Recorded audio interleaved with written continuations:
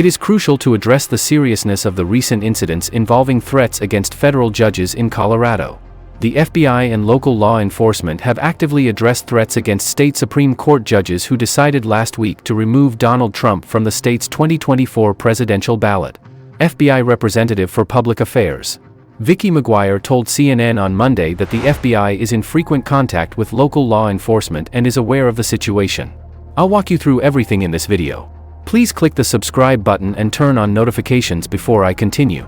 We will begin providing them with breaking news every day. I'm grateful.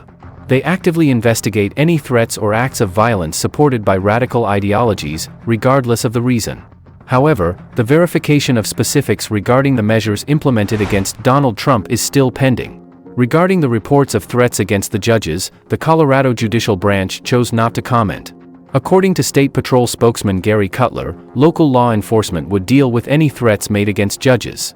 The Denver Police Department responded to a fictitious report at a justice's house on Thursday night. And they keep looking into it. Investigators withheld more facts due to ongoing investigations and security concerns. Non-governmental research organizations, in addition to state and municipal law enforcement officers, have been keeping an eye on the discourse on radical online forums for any signs that it might materialize into actual threats against public leaders. A list of the 4 Colorado Supreme Court justices who rendered decisions. Trump has regularly made provocative remarks on these forums, calling for the release of the judge's private information, which disqualifies him. Even so, the monitoring revealed the possibility of violence or other illegal activity in reaction to the choice. There was no discernible danger to the judges. A user on a far-right website that supports Trump directed a menacing comment at the judges. The trend of online discourse following previous government proceedings involving Trump has mostly consisted of demands for physical conflict and civic unrest. Particular action plans. This situation highlights the unstable political environment and the vital need to protect public officials from harm in the face of such threats. Setting priorities is essential while the investigation is ongoing. Ensuring protection and adherence to the law is crucial. It is true that the recent events surrounding the Colorado Supreme Court's decision to rule against former President Donald Trump have created a delicate scenario, given the deadly possibility of incendiary rhetoric and extremist activities. The 14th Amendment's insurrectionist baton disqualifies Trump as a qualified presidential candidate for the 2024 election, according to the court's split Fiat 43 ruling. As a result, the state will not allow him to run for office. The state has postponed this decision until January 4 in anticipation of Trump's U.S. appeal. The decision by the Supreme Court, which can have wide-ranging implications for the entire country, has been postponed until January 4 in anticipation of Trump's U.S. appeal. CNN reported that Trump could not speak about witnesses, prosecutors, the court staff, and their families. He has been outspoken in his criticism of some of his opponents in court in a different case. This circumstance draws attention to the high levels of stress and the delicate nature of the Trump-related legal disputes. Furthermore, the abundance of threats made against public servants this year, including those aimed at different political personalities, highlights the unstable political climate. Federal law enforcement officials have been wary of the possibility that internet vitriol could materialize into physical violence due to the ongoing conflict between Hamas and Israel, especially in the wake of the January 6, 2021, Capitol riot. Social media played a major role in organizing this multi-fatality event. The FBI or the Department of Homeland Security did not sufficiently address the threat. Former U.S. Attorney General Bill Barr's recent appearance on Fox News highlighted significant concerns regarding Donald Trump, especially considering the potential consequences of a second Trump presidency, as outlined in a June Senate report. Barr expressed concerns that Trump might win another term as president before facing charges, thereby evading legal consequences for the January 6 uprising. Barr's remarks highlight the continuing investigation by the Department of Justice investigating Trump's purported complicity in the Capitol riot. In November 2022, the Department of Justice appointed federal prosecutor Jack Smith to investigate Trump's activities. The Supreme Court just made the decision not to rule on Trump's request for presidential immunity from prosecution. Appellate courts are currently handling the matter, while the Supreme Court continues to operate normally. We're exploring the drama that is developing about Donald Trump's ability to run for office in Maine today. Please remember to give us a thumbs up if you enjoy our legal hot takes before we get into the specifics. And leave a comment with your opinions. Your participation has an impact. Let's begin now. Have you heard anything about Maine's Secretary of State, Sheena Bellows? Sheena Bellows is prepared to make a decision that could determine whether Donald Trump will be included on the ballot for both the November presidential election and the Maine primary. This is not merely the focal point. It's a part of a larger struggle that's generating headlines around the country, with Colorado and other states already leading the way. Regarding Colorado, the question of whether the Secretary of State could strike Trump from the ballot came down to a full Ward 3 vote. The general consensus that Trump had engaged in insurrection or rebellion against the Constitution, however, was what really attracted attention. That is, the justices discussed what should happen next rather than discussing Trump's behavior. In the distant future, Secretary of State Sheena Bellows will assume command in Maine. A special clause in the Maine Constitution requires the Secretary of State to determine whether or not a petition qualifies a candidate for office. Bellows has examined the petition, conducted a hearing, and even consulted with Trump. Trump's position is largely silent. The Electoral College and Congress are involved. But wait a moment. It goes beyond Maine. It concerns the larger tug of struggle for the Constitution. The game of legal chess is becoming hotter. Trump may file an appeal with the Maine Superior Court if Bellows rules against him. Trump may file an appeal with the Maine Superior Court if Bellows rules against him, setting the stage for a swift legal process. In the meantime, Truss is probably going to file an appeal with the U.S. Supreme Court regarding the Colorado ruling. The main query is, does the federal government have the exclusive authority to select candidates for president, or can states also do so? Now let's discuss timing. Should Bellows find against Trump, an accelerated appeals process in Maine could be in store. There is a possibility that it could coincide with Colorado's Supreme Court ruling. We might have both a final major ruling and Supreme Court advice before the end of January.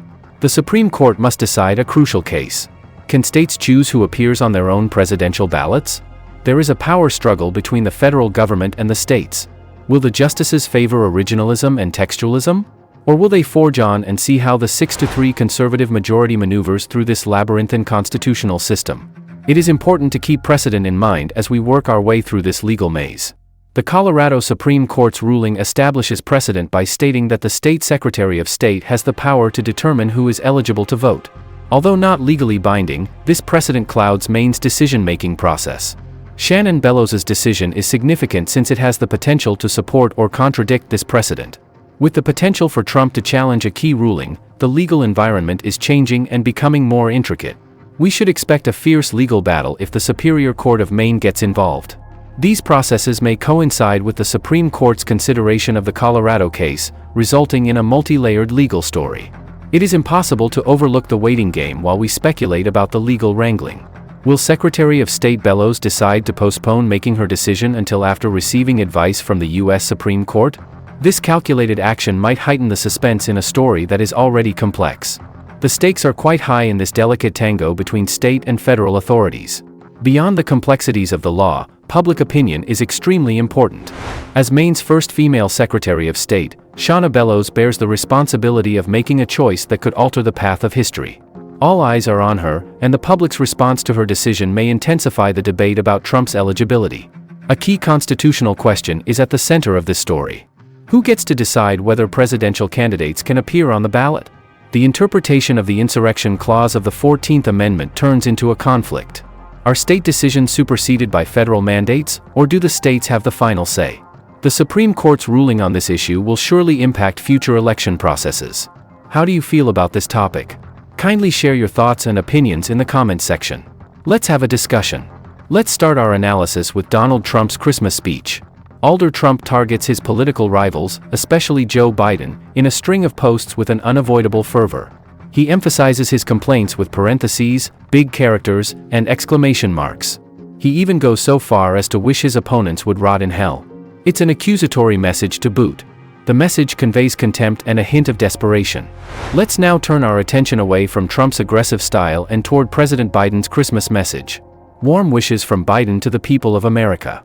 Biden centers his message on the importance of family, community, and military support. Biden promotes introspection, tranquility, and discovering the quiet at the center of the Christmas tale. The statement is in line with the festive spirit of the season. It becomes clear from our analysis of these communications how different the two leaders are from one another. Biden's remarks exude grace, inclusivity, and an emphasis on common values, in contrast to Trump's post, which showed a divided and aggressive approach. The emphasis on community, family, and assisting the armed forces demonstrates the goals of a unifying leader. Moving over the tone of disagreement, let's quickly discuss the policy concerns brought up by each person. Trump takes aim at a number of topics, such as international affairs, energy policy, and inflation. However, as we approach 2024, Biden highlights successes like economic expansion, low unemployment, and military support. The differences in these communications provide insight into the personalities, morals, and beliefs of the parties concerned. Biden's remarks center on common experiences and fostering national unity, while Trump's posts reflect personal complaints.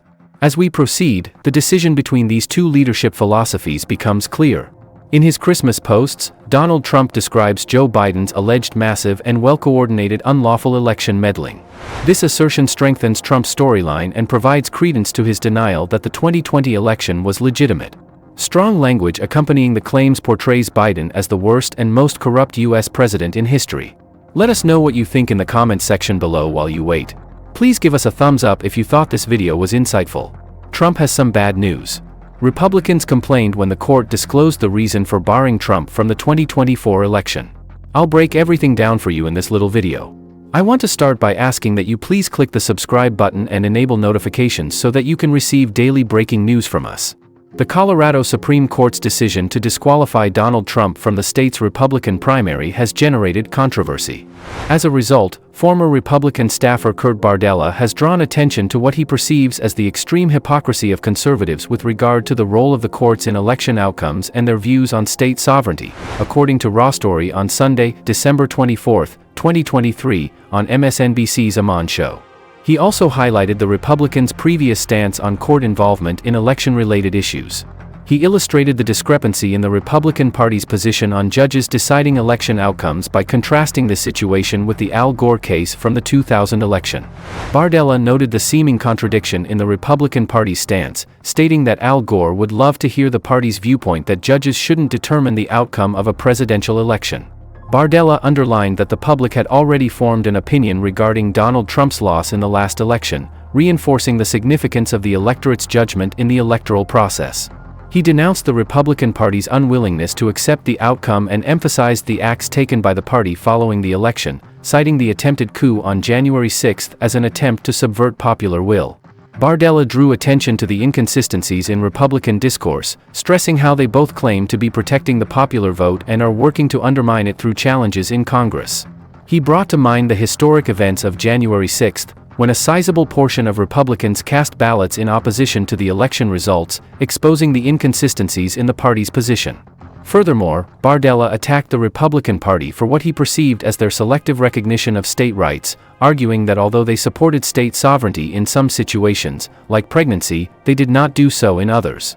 When that policy interfered with their interests, they tried to go around it because they didn't agree with it.